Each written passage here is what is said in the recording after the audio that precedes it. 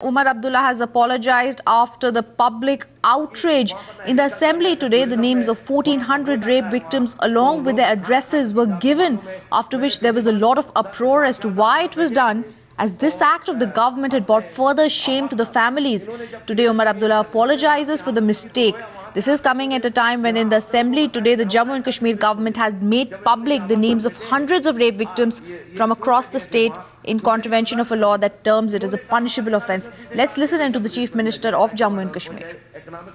मुझे भी ये जानकारी पहुंच चुकी है कि सुप्रीम कोर्ट के रूलिंग के खिलाफ ऐसी जानकारी इस हाउस के साथ शेयर की गई है जो नहीं की जानी चाहिए थी। हालांकि इन्हें भी मालूम है, इनकी भी हुकूमत रही है, इनके वालिद साहब भी वज़ीर आला रहे हैं।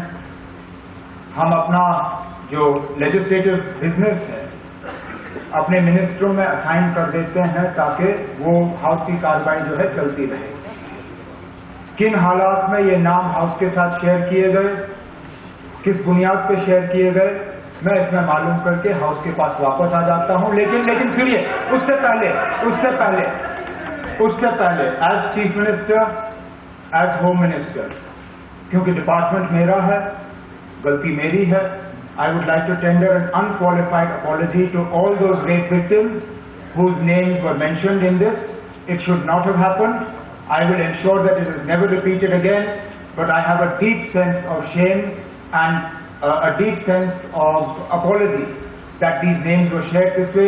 I would like to tender an unqualified apology to those rape victims and their families, and I will ensure that something like this never happens again. Let's go across to Farid, who's joining us on the story now. Farid, very clearly the names of rape victims being released is in contravention of the Ranbir Penal Code as well. Well, absolutely. There's a clear-cut Supreme Court direction on this, but it seems that the government made a horrible mistake by bringing in these names.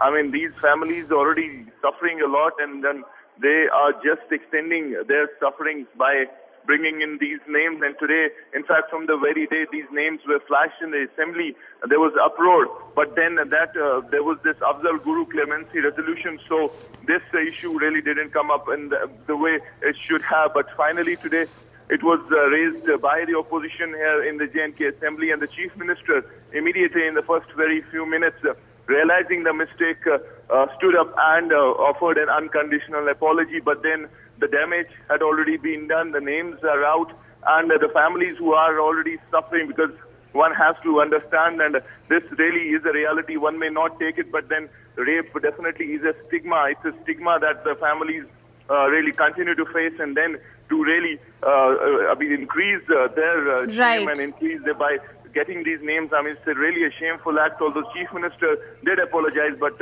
one has to understand the damage has already been done. Back to you.